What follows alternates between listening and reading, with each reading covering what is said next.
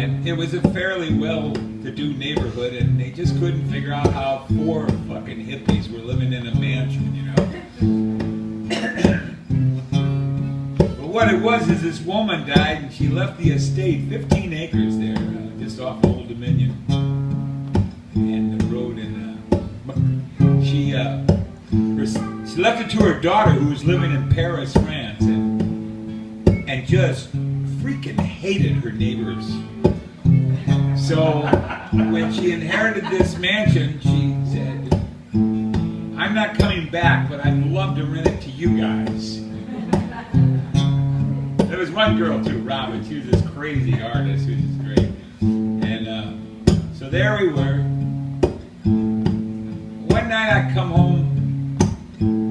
Oh, I'd smoked a little pot, you know. I think about 1/3 of a pound. I was sitting out on the veranda, and all of a sudden I got this idea. The Nighthawks are playing out at this place called Club Nightmare on the Maryland Eastern Shore. So I got in the car. That was a mistake, but I did it anyway. I drove out there, you know, and I made it. Actually, I didn't drive. The Keller Monster drove. He was my friend who brought all the pot around D.C. in those days, and I called him up and said, "The Nighthawks are playing at the Club Nightmare. I don't even know where it is. Let's go." And that was before they had like these, you know, GPSs. Yeah. So 3 hours later, we got there. In time for the last set.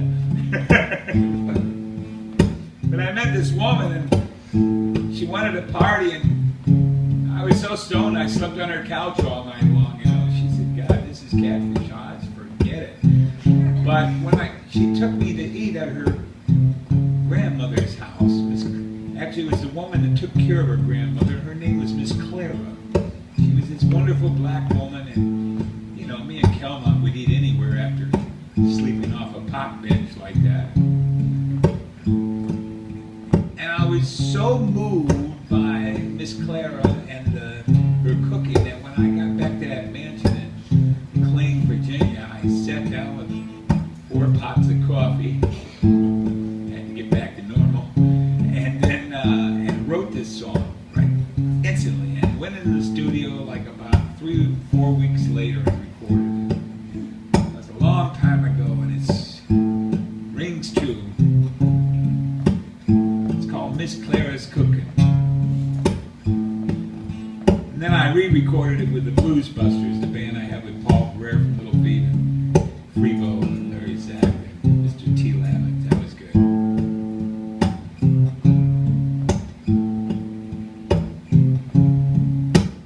I went out to Southern Maryland to see some friends of mine. I got tangled up with a 6'4" woman,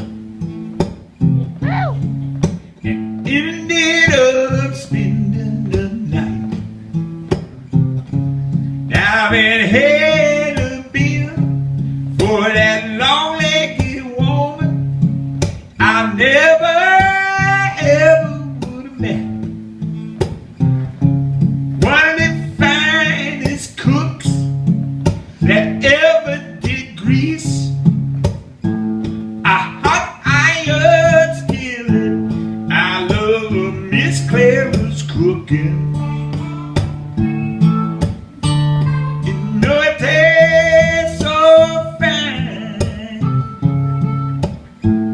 I love Miss Clara's cooking. You know it tastes so fine.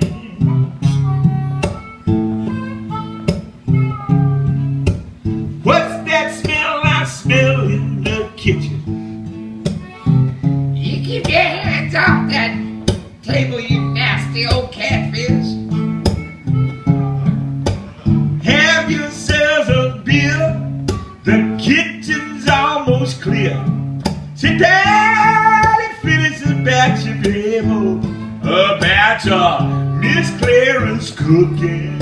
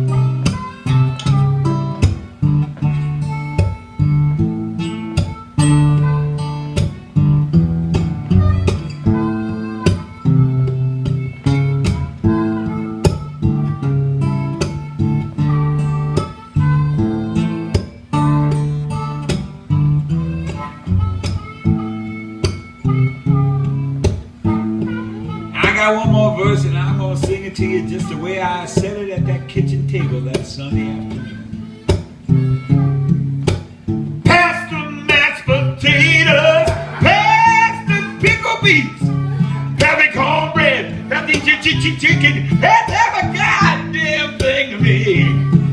I'm not getting up from this table till every crumb is gone. Miss Clara, I declare your cooking is oh so strong. I love Miss Clara's cooking.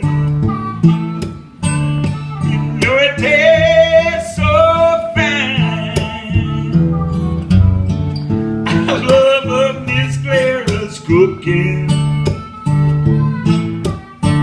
You know it tastes so fine.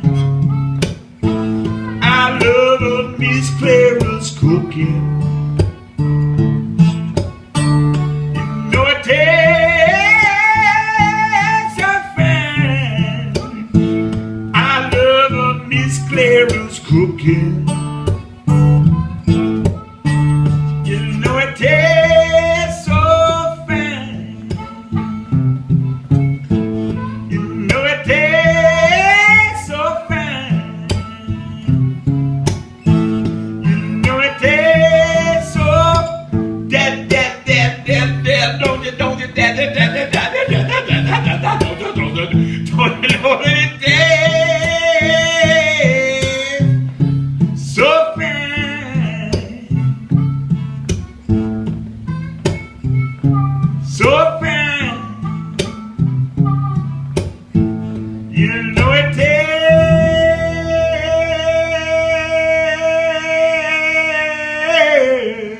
tastes so